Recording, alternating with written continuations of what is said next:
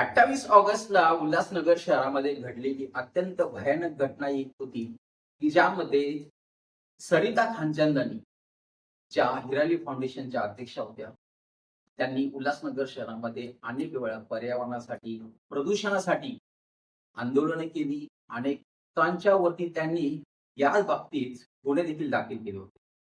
परंतु त्यांचं 28 तारखेला त्यांनी जिथे राहत होत्या त्या 7व्या मजल्यावरून त्यांनी उडी घेऊन आत्महत्या केली.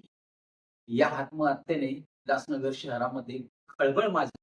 सोबतच अनेक जणांना त्याच्याबद्दल हळहळ देखील वाटली. कारण की प्रदूषणासाठी आणि सोबतच पर्यावरणासाठी चांगलं कार्य करणाऱ्या हिराली फाउंडेशनच्या अध्यक्षा ॲडव्होकेट सरिता खानचंदानी यांनी जगाचा निरोप घेतला होता.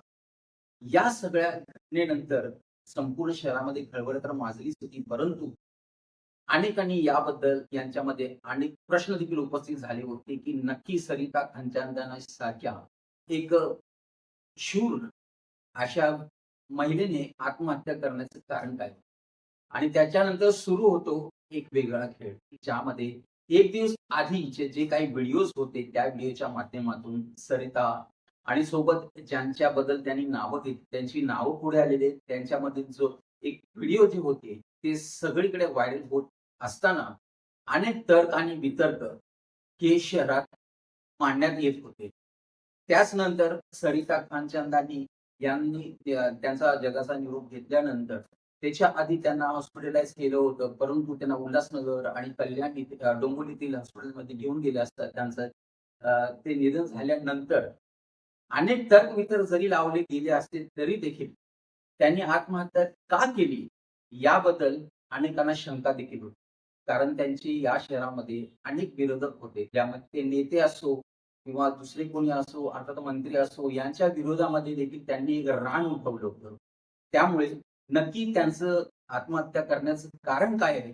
याबद्दल शंका आणि कुशंका याला वाव भेटत होता. अशातच त्यांचा अंत्यविधी पूर्ण केल्यानंतर त्यांचे जे पती महोदय जे स्वतः ॲडव्होकेट आहेत, त्यांनी माध्यमांशी बोलताना सांगितले, की कशाप्रकारे आणि का सरिता खानचंदानी यांनी आत्महत्या केली. ज्यामध्ये त्यांनी अनेकांची नावं घेतली होती. नमस्कार। 4 तारीख को 4/9/2025 को फरीदा खानचंदानी के सुसाइड के बेसिस पे हमने एफआईआर दर्ज की है और मेरी पुलिस प्रशासन से यही मांग है कि जो उसके हत्यारे जो अक्यूज़ है उनके ऊपर कार्रवाई की जाए। उन हत्यारों का नाम जो है वो है जिया गोपलानी, धनंजय बोडारे, उल्लास फलके की वाइफ शिवानी और धनंजय बोडारे। सरिता खानचंदानी यांचा अंतविधी झाल्यानंतर पुरुषोत्तम खानचंदानी यांना आठवलं. त्यांनी सीसीटीव्ही खंगाळले असता त्यामध्ये त्यांना दिसलं, की सरिता खानचंदानी हयात असताना त्यांनी त्या चिठ्ठीमध्ये एका नोटपॅडवरती काहीतरी लिहिलं होतं. सदर चिठ्ठी नोटपॅड त्यांनी हस्तगत केल्यानंतर ती पोलीस ठाण्यामध्ये गेली आणि त्या चिठ्ठीमध्ये असं त्यांचं म्हणणं आहे, त्यांना अर्थात सरिता खानचंदानी यांना मानसिक त्रास देणाऱ्यामध्ये आणि आत्महत्यास प्रवृत्त करणाऱ्यामध्ये जिया गोखलानी, उल्हास फाळके, त्यांची पत्नी आणि राज चांडवानी आणि उद्धव बाळासाहेब ठाकरे गटाचे धनंजय गोडारे यांचा हात आहे. या सर्व घटनानंतर रात्री उशिरा त्यांच्यावरती गुन्हा दाखल करण्यात आला. हा गुन्हा दाखल करण्यात आल्यानंतर ही जी खबर होती संपूर्ण वाऱ्यासारखी संपूर्ण शहरामध्ये गेली. सोशल मीडियावर आणि बातम्यांच्या माध्यमातून धनंजय बोडारे आणि त्यांच्या अन्यवरती गुन्हा दाखल झाल्याची खबर ज्यावेळेस पसरली, त्याच्यानंतर उद्धव बाळासाहेब ठाकरे गटाचे जे कार्यकर्ते होते त्यांनी आज पोलीस ठाण्यामध्ये निवेदन दिलं आणि त्यांनी अशी मागणी केलेली आहे, यामध्ये आम्ही निवेदन देत आहोत, की जर जे दोषी असतील त्यांच्यावरती कारवाई करण्यात यावी. परंतु फक्त राजकीय दबावापोटी अशा प्रकारे जर धनंजय गोडारे यांचा नाव घालण्यात येत असेल, तर ते चुकीचं असेल. जर त्यांच्यावर गुन्हा असेल, त्यांनी खरंच गुन्हा केला असेल, तर त्यांच्यावरती त्यांना त्यांना शिक्षा मिळावी. परंतु हा एक प्रकारे अन्याय आहे, कारण ते गेली अनेक वर्ष झालं सरिता खानचंदानी आणि धनंजय गोडारे हे कधी एक दुसऱ्याच्या संपर्कात नव्हते, एक दुसऱ्याच्या समोर आले नव्हते. त्यामुळे त्यांची अशी मागणी होती आणि म्हणूनच त्यांनी विठ्ठलवाडी पोलीस ठाण्याचे वरिष्ठ पोलीस निरीक्षक अशोक कोळी यांना निवेदन दिले. त्याचप्रमाणे सहाय्यक पोलीस आयुक्त अमोल कोळी यांना देखील निवेदन दिले. त्याच्यानंतर परिमंडळ 4 चे पोलीस उपायुक्त सचिन गोरे यांना भेट देताना त्यांनी देखील निवेदन दिलं आणि त्यांनी अशी मागणी केलेली आहे की या सगळ्या प्रकरणामध्ये नाव गोवलं गेलेलं आहे. हा राजकीय दबाव तंत्राचा वापर करून आबा यांच्या विरोधात एक षडयंत्र आहे.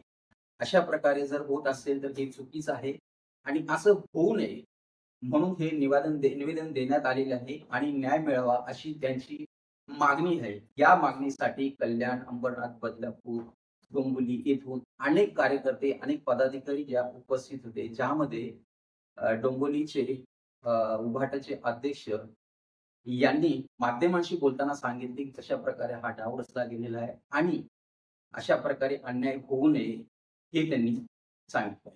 सन्माननीय जिल्हा प्रमुख धनंजय गोडारे साहेब यांच्यावर काल जो काय खोटा FIR दाखल झालेला आहे की आत्महत्यास प्रवृत्त करणे, त्याबाबत आम्ही आज निवेदन द्यायला विठ्ठलवाडी व DCPकडे चाललेलो आहोत आणि आता विठ्ठलवाडी पोलीस स्टेशनला निवेदन दिलेलं आहे.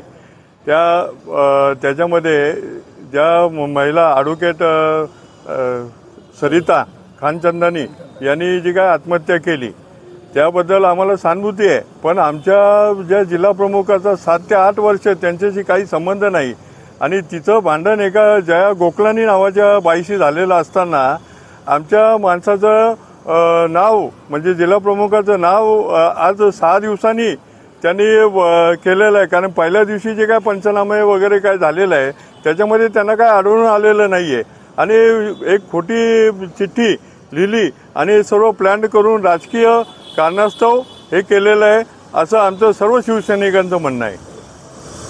इथे कार्यकर्त्यांच्या भावना देखील स्पष्टपणे दिसत आहे. 10 दिवसानंतर चिठ्ठी सापडते, हे संशयास्पद आहे का?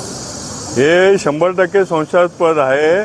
कारण की ज्या दिवशी आत्महत्या झाली त्या दिवशी पोलीस पंचनामा करतात, जागेचा करतात, घर झाडझडती करतात व काही चिठ्ठी भेटते का नाही ते पहिल्याच दिवशी बघतात.